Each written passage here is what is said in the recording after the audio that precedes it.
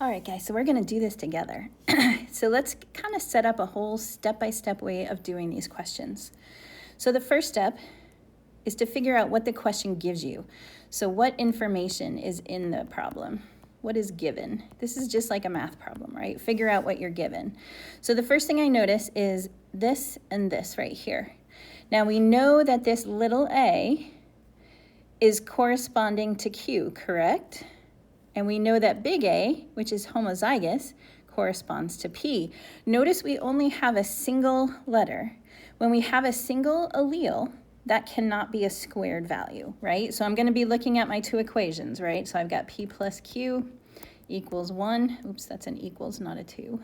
And then we have P squared plus 2PQ plus Q squared equals 1.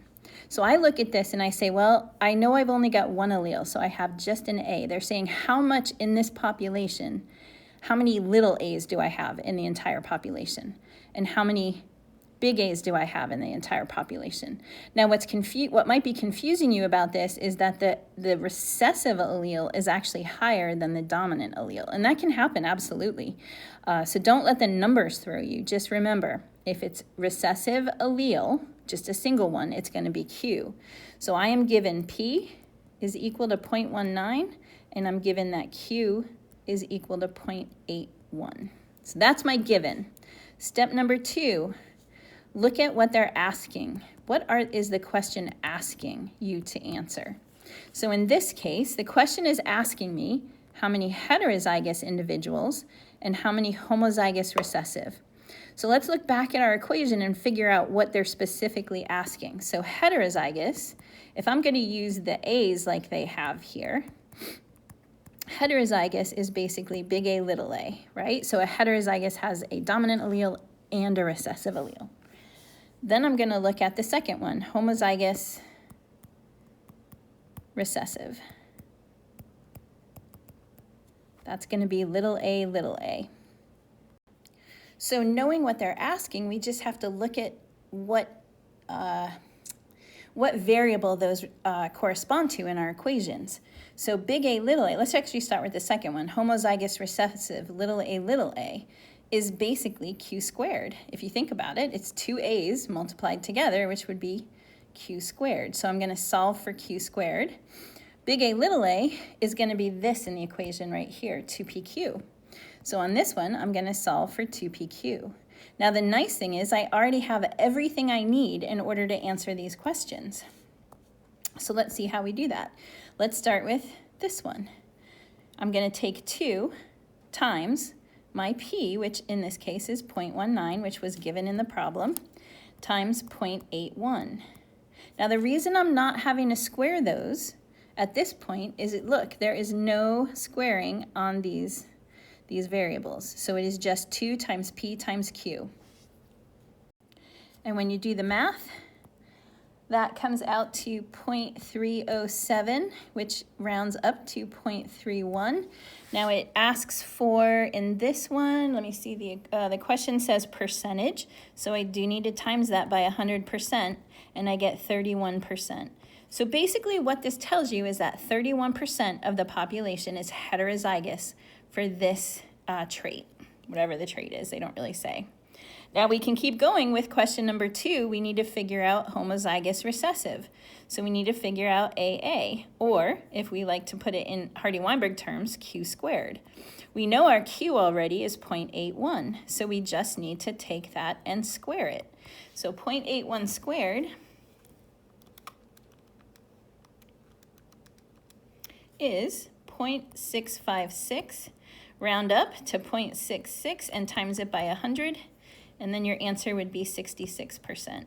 So 66% of the population is homozygous recessive, 31% is heterozygous, and that's the answer to number 1. I hope that helped. Okay, question number 2. So we're looking at sheep, and in this case, we have a total population of 900 sheep. We know that 891 are white, and we know that 9 are black. Now, I don't know which one's recessive just looking at that, so I have to go back to the sentence before. White is dominant. Oops, Sorry, that should just be a D. This is the one I should have done that. So white's dominant and black is recessive in sheep. And so the reason I cannot use this number right here, remember back from genetics, let's use W's, right? If I'm saying that 891 are white, I don't know if those white sheep are this or this, correct? Because if it's a simple autosomal dominant trait, this also shows as white. So the only genotype that I know for sure are these right here. And I know that 9 out of 900 are going to have the genotype of little w, little w. Okay, so let's go back to our little step-by-step. 1, what are we given?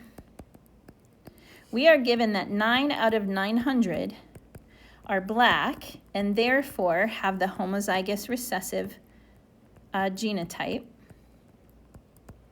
which is little w, little w, okay? So when I do that, I calculate that, 9 divided by 900, I get 0.01. Now what does 0.01 represent? So I want you to think about this. They are little w, little w. A lot of students will say, well, that's gotta be Q, right? And that is incorrect, because Q is just one little w. Notice we have 2 little w's. So that means this is equal to Q squared, okay? Now, question number 2, when we were setting this thing up, was what are they asking for? So we don't have to do extra work. We want to get that right away, all right?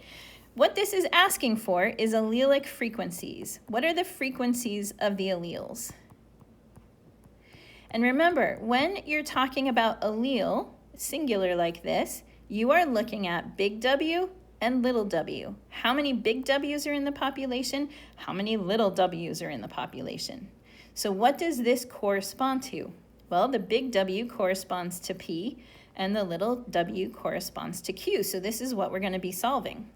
Now nicely, we already know Q squared, right? We know that Q squared, we already got that, is 0.01. Remember, this is Q squared, not Q. And again, the reason it's not Q is because we got that number from homozygous recessive, in which they have 2 alleles. If we're talking about genotype, it is going to be the squared value. So in order to solve for Q, I need to take the square root of both of these. And the square root of 0.01 is equal to 0.1. So now I've got Q. I need to solve for P. What equation am I going to use? Super simple. P plus Q equals 1. I don't even need to do a lot of math here. I know that 0.1 plus 0.9 is equal to 1, so therefore P is equal to 0.9. If you're wondering what this means for the population, this means that basically if we looked at all the alleles in this sheep population, 10% of the alleles are going to be little w, recessive for black, whereas 90% of the alleles are going to be dominant for white. And that's basically what this question asks, and that was all it asked. So hopefully that one was pretty easy for you. Okay, so here's another question. Remember, number 1, what are we given? So we're going to figure out what we're given in this problem and apply it to the Hardy-Weinberg calculations. So I want to take a look at this, and they are saying that recessive homozygous genotype, homozygous. Remember that we're talking about a genotype, so it's either going to be P squared, Q squared, or 2PQ. We're talking about recessive, so that means I'm going to use A again. We're talking about little a, okay? Remember, we've got 2 alleles, so it's not just Q. This has to be Q squared. They already give you the frequency right here for Q squared, so we are given Q squared equals 0.09. The reason that this is not just Q is because it's based on a genotype, not an allele frequency. We have 2 alleles for every trait, and so therefore the allele is squared, like Q squared. Now the question, the next step, if you remember, is what is it asking? What do you have to answer? In this case, it's just asking for the percentage of people that are homozygous dominant. So in this case, we need to solve for big A, big A. Now, when we look at this, the question is, what exactly does that correspond to? Well, big A is P. It's the dominant allele, and we have 2 of them, so we're going to square it. So we need to solve for P squared. Notice on all these questions, we pretty much always start with Q squared, and that's because it's the only genotype that we know for sure what their genotype is, or sorry, the phenotype. If I know that they have the recessive phenotype, I know that their genotype is recessive. We don't know that with dominant because they could be heterozygous. So let's go through this. So I have Q squared. So if Q squared equals 0.09, I need to solve for Q. And the way I do that is I take the square root. So the square root of 0.09 is going to be 0.3. Now we're going to use this equation to solve for P. Nice and easy. I love these easy questions. P is equal to 0.7. Because remember, if we're talking about this being little a and this being big A, I'm basically saying 30% of the alleles in this entire population are recessive, whereas 70% of the alleles are dominant. Okay? But this is, the question asks for A squared, or I'm sorry, P squared, which is big A, big A. It asks for homozygous dominant. Okay? And so let's take a look. We have P, so that's nice and easy. All we got to do is square it. So we're going to take 0.7, we're going to square it, and the answer is 0.49. But it asks for percent, so we're going to times it by 100%, and we get 49%. So based on what we calculated, 49%, or almost half of the population, is homozygous dominant for this trait. And that's it for this question. That one was pretty easy, hopefully. All right, another question. This question, I don't know what number this is, but we're going to just keep going. So let's take a look at what we're given. Always start with figuring out what you're given. And this sentence right here is the important one, okay? 38% of the individuals are recessive homozygous. Sorry, the spacing came out kind of weird in this. So basically, if you think about it, 38% of the people, let's say this was a disorder, or hitchhiker slum, 38% of the population is recessive for this trait. So I want you to think about this. We're talking again about homozygous recessive. Let me rewrite that. So homozygous recessive, if I were to write it using letters, let's use A again, would be little a, little a. So is that going to be Q, or is that going to be Q squared? Well, that is going to be Q squared. Remember, if we have 2 of them, it's either going to be squared, or if it's heterozygous, it would be 2PQ. So in this case, I am given Q squared. So my Q squared is 0.38. Even though they give it to us in percentages, we do the calculations in frequencies, so I'm going to keep it in a frequency. You just move the decimal to like we do when we multiply it by 100. So it's asking, what is the percent of, oh yeah, sorry, number 2, what is it asking? So I'm needing to calculate the percent of homozygous dominant and heterozygous. So I need homozygous dominant and I need heterozygous, right? So let's talk about what those are. Homozygous dominant, if I'm using the letter A, would be big A, big A. Notice I have 2 A's. They're both dominant. Remember that P is dominant, so therefore I need to solve P squared. Heterozygous we haven't had yet to calculate. I think we might have had it in the first question, but heterozygous, if you remember this square, oops, I always use A's, sorry guys. P squared plus 2PQ plus Q squared is looking at all the genotypes. So this one we're solving for with big A, and we're also going to solve for this one, which is heterozygous. So we're going to also solve for this, which is 2PQ. So we have Q squared. Sorry, I should have had that square there. And from that, we can actually solve this. So let's go through the math, all right? So if I have Q squared and I need to solve for Q, all I have to do is take the square root of both sides to figure that out. So the square root of 0.38 is going to be equal to Q, which is 0.62. Now we can use this equation, P plus Q equals 1. And if you're wondering, like, what equation do I use? Well, right now, all we have is Q squared and Q. That's all we have right now. I know that this equation, Q squared, is right here, but I still have too many variables to be able to solve it. But I know another equation here, where I have Q, I can solve for P, right? So P is going to be equal to 0.38. Remember, those two have to equal to 1. So the first thing we're going to solve for is homozygous dominant. Okay?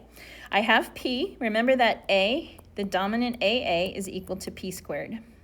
So I'm going to take the P and I'm going to square it. 0.38 squared is 0.38 squared is 0.144. Okay, so that's my answer. It does ask for percentages, so you can times it by 100 and you get 14%. So what does that mean? That means based on the number they gave us, 14% of the population is homozygous dominant. Now let's solve our 2PQ. There's a couple ways you can do this. I'm going to show you the easy way. The easy way is you know that heterozygous is this in the equation. So you can actually just use this. I know that I'm going to take 2 and I'm going to times it by P, which I got right here, 0.38, times Q, which I got in the very beginning up here. Where did I solve that? Is 0.62. And when I do that on the calculator, 2 times 0.38 times 0.62, I get 0.47, times it by 100, and you get 47% of the population is heterozygous for this trait. So 40% is big A, little a. We got 14% as being dominant for both traits. I hope that helps. Thanks, guys. Okay, here's another question. This should be getting to be pretty easy by now. So number 1, what are we given? It's going to be something that we have to figure out Q squared, okay? It always is. So we had, how many students were interviewed? So our population is 400. And how many are non-tasters? 64. And non-tasting is recessive. So if you are a non-taster of bitter, we're going to use little t's. You are little t, okay? So that's pretty easy. So our Q squared, remember that's little t, that would, I have 2 alleles here and they're both recessive, so that's going to equal my Q squared, okay? So Q squared equals 64 divided by 400. And I'm going to get that frequency, 64 divided by 400, I get 0.16. So that's the frequency of people. So basically 16% of that 400 students cannot taste bitter because non-tasting is recessive. So now we can solve for Q. We just take the square root of 16.16 and Q equals 0.4. Now we can use this equation. You should have known this. It's pretty simple. Once we get Q, we can get P. And in this case, P equals 0.6 because this plus this need to equal 1. Now, I apologize. I did the math before saying what are we solving for. I should have done that first. I apologize. What are we solving for? We are solving for the percent of heterozygous. So really, we have everything we need to solve this problem. Okay, remember that heterozygous, if I'm using t's, would be big T, little t. And when we look at the equations in Hardy-Weinberg, that would be equal to 2PQ, right? So I can do 2 times P, which I have right here, 0.6, times Q, which I have right here, 0.4. And the answer is 2 times 0.6 times 0.4. It equals 0.48. It asked for percentage. Always be careful with that. So I get 48%. So in this population, we have calculated that 48% of the 400 students, so basically just under 200, are heterozygous for non-tasting and tasting. So that means that they can taste bitter, but they carry the allele, this little recessive allele, for non-tasting. All right, so there's a lot of information in this question that you don't actually need. You're just going to take a look as you read through this, okay? Let's talk about what you're given. They're talking about blood type, and they're basically saying that there's another antigen on the red blood cell. And if you are positive for it, then you're capital RH.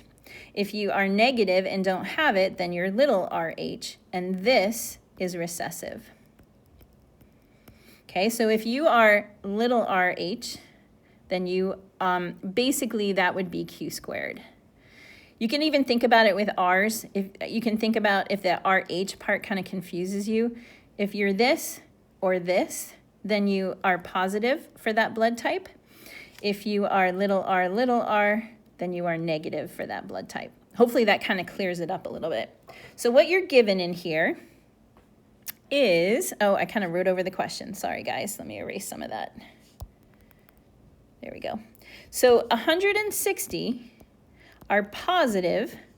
So that means they're either this or this for the Rh antigen. Now, I cannot use that information to calculate anything because I don't know out of that 160 how many are this and how many are heterozygous for that. But what I can do is I can figure out how many are negative. All I got to do is take 200, the total population, and subtract those that are dominant or positive for it. So I get 40 out of 200 are going to be little r. Okay, now think about this again. I have two little r's, right? So it's not an allele, it's a genotype. Therefore, this is Q squared. So when I do the calculation, this equals a frequency. Just do 40 divided by 200. You get 0.20. That's equal to Q squared. Let's look at what they're asking us to solve for. So it says calculate the frequency of both alleles. Now notice it's only asking about alleles, not about genotypes. Okay, so what we have to solve for here is P, the dominant allele, and Q, in this case, big R and little r. That's all we're solving for, so it's pretty simple. So I've got Q squared here. So how do I solve for Q? I take the square root of 0.20. And that equals 0.45. So that is the frequency of the recessive allele. So in this case, it would be little r, or you could say little rh. Now, if I'm going to solve for P, I'm just going to use that awesome equation we love, P plus Q equals 1. Super easy. It's got to equal 1 or 100%, so P is equal to 0.55. And that would be big R, H.